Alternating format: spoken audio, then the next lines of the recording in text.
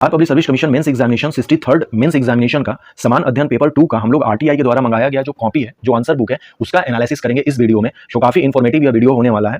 यह जो पेज दिख रहा है यह फर्स्ट पेज है अपने आंसर बुक का। 36 पेज दिए हुए रहते हैं और 36 पेज पर ही हमें 8 क्वेश्चंस का आंसर लिखना होता है। जैसे कि और ये एक टेबल है जिसमें कि क्वेश्चन नंबर 1 से लेकर 20 तक लिखे रहते हैं और जिस क्वेश्चन को आपने अटेम्प्ट किया है उसका यहाँ पर पेज नंबर लिखना होता है। जैसे कि इन्होंने क्वेश्चन नंबर 1 अटेम्प्ट किए हैं और इसको इन्होंने पेज नंबर 1 से 4 तक में लिखे हैं। इन्होंने क्वेश्चन नंबर 2 को अटेम्प्ट किए हैं, पेज नंबर 4 से 8 तक इन्होंने इसके आंसर किए हैं और यहाँ पर इसका मार्क्स दिया रहता है। फिर इन्होंने क्वेश्चन नंबर 5 को अटेम्प्ट किया है, 6 को अटेम्प्ट किया है, 7 को किया है, 8 को किया है और इस तरह से इन्होंने क्वेश्चंस को अटेम्प्ट किए हैं। और साइंस एंड टेक्नोलॉजी वाले पोर्शन में इन्होंने क्वेश्चन नंबर 12 और 13 को अटेम्प्ट किया हुआ है। फाइनली इनको 160 नंबर मिले हुए हैं 300 में। अच्छा मार्क्स माना जाएगा 160 मार्क्स, लेकिन यदि 170 से प्लस किसी का भी मार्क्स रहता है पेपर 2 में तो उसे बहुत अच्छा माना जाता है। तो 160 मार्क्स काफी अच्छा मार्क्स माना जाएगा। आंसर एनालिसिस करने से पहले क्वेश्चंस देख लेते हैं कि क्वेश्चंस में पूछा क्या गया था।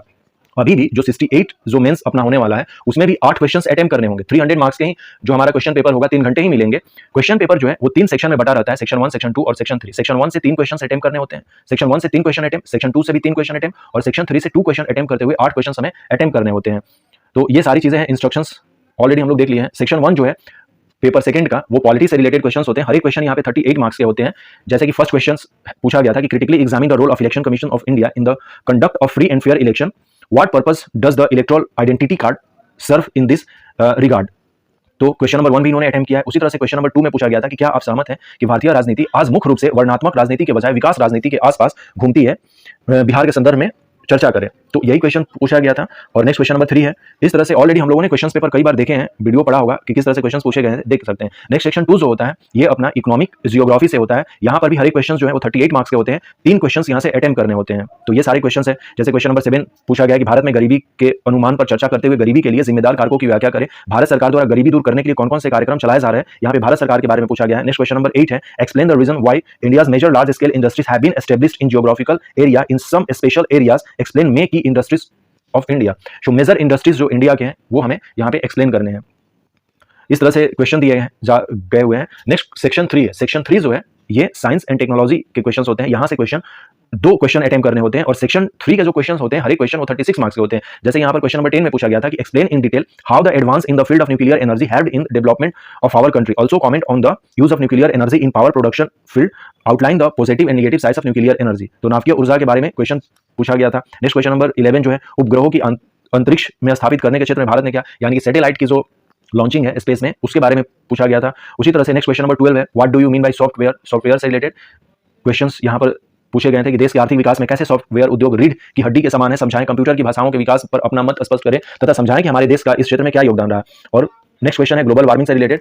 तो इसमें से किसी 2 क्वेश्चन को अटेम्प्ट करना था। इन्होंने खंड 1 से स्टार्ट किया है। ये प्रथम पेज है आंसर बुक का जहां से कि हमें आंसर लिखना होता है। तो जैसे चुनाव से रिलेटेड था यहाँ पर इलेक्शन कमीशन वाली जो क्वेश्चन थी फर्स्ट में, उसका ही आंसर कुछ इस तरह से लिखते हैं कि चुनाव किसी भी लोकतांत्रिक देश हेतु उनके रंगों में उनके रगों में बसने वाला लहू होता है। इसी महत्ता को ध्यान में रखते हुए हमारे संविधान सभा ने द्वितीय संविधान के भाग 15 के अंतर्गत अनुच्छेद 324 से 329 तक स्वतंत्र और निष्पक्ष चुनाव हेतु एक निर्वाचन आयोग की स्थापना का प्रावधान किया था। भारतीय निर्वाचन आयोग 16 बार केंद्र में शांतिपूर्वक तरीके से सफल निर्वाचन करा चुका है। ये सारी चीजें इंट्रोडक्शन ये दे रहे हैं। फिर ईवीएम के साथ वीवीपैट मशीन का प्रयोग यहाँ पर प्रारंभ कर दिया गया है। ये सारी चीजें ये फिर लिखते हैं मतदान केंद्र पर मतदाता को बाहरी शक्तियां प्रभावित न कर सके इसके लिए सुरक्षा के कड़े इंतजाम किए जाते हैं। ये सारी चीजें कि जो कोड ऑफ कंडक्ट है उसके बारे में लिखते हैं। कुछ इस तरह से आंसर इन्होंने लिखा है क्वेश्चन नंबर 1 का और इनको इसमें 22 नंबर दिए गए हुए हैं। 38 में 22 मार्क्स दिया गया है। नेक्स्ट क्वेश्चन नंबर 2 है।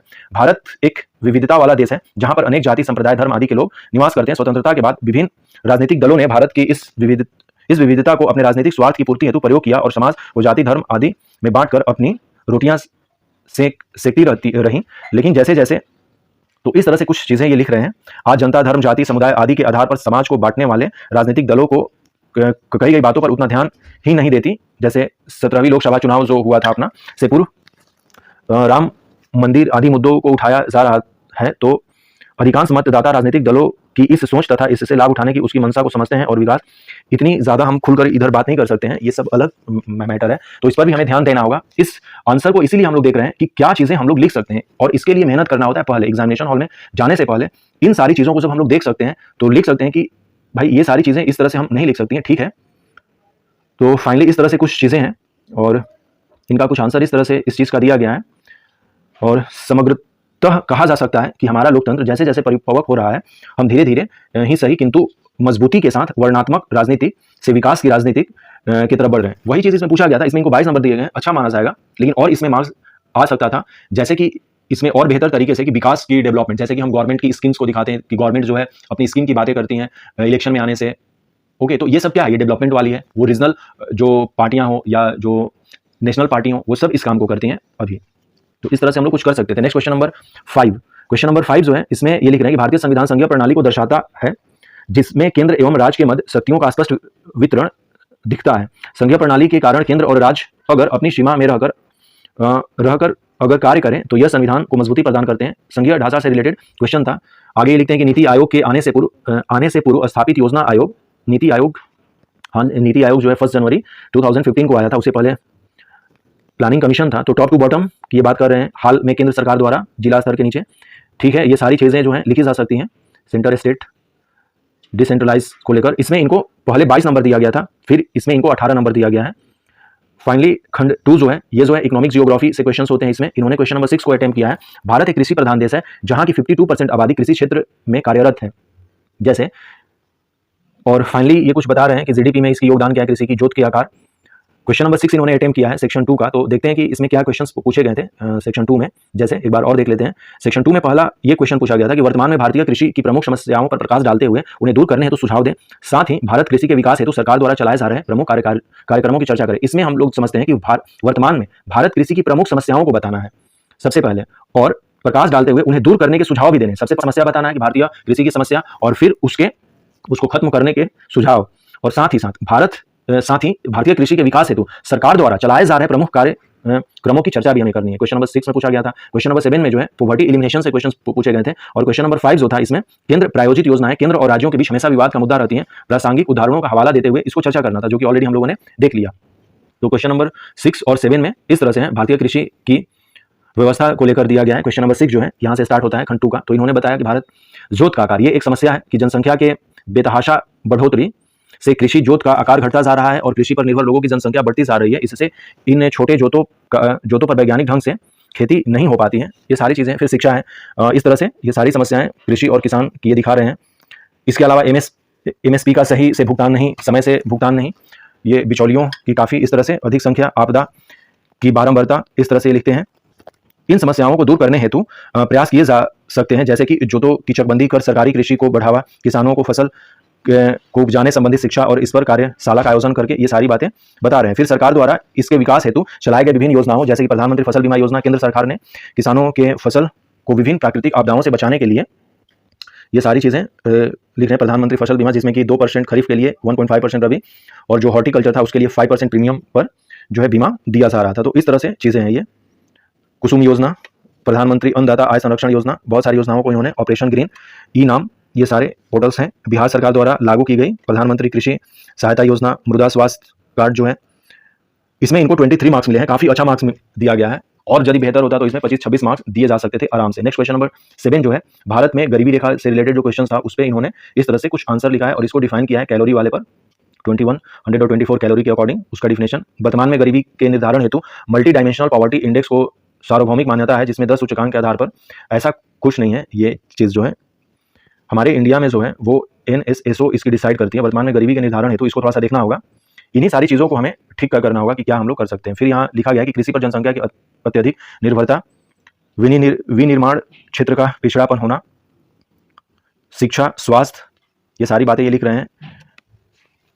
ये कुछ है। इसके अलावे हमारी पारंपरिक शिक्षा प्रणाली इसको देखना होगा। मेक इन इंडिया, चुने गए 25 क्षेत्रों में विदेशी निवेश को बढ़ावा देना, स्टैंड अप इंडिया, कृषि के क्षेत्र में अनेक सुधार जैसे सहकारी कृषि, प्रधानमंत्री फसल बीमा योजना, जैविक कृषि को बढ़ावा, कुसुम योजना, डिजिटल इंडिया, इसमें भी इनको 21 मार्क्स दिए गए हैं, काफ़ी अच्छा मार्क्स माना जाएगा। नेक्स्ट क्वेश्चन नंबर 8, यहाँ पर क्वेश्चन नंबर 8 है लेकिन इन्होंने क्वेश्चन नंबर 10 डाल दिया है।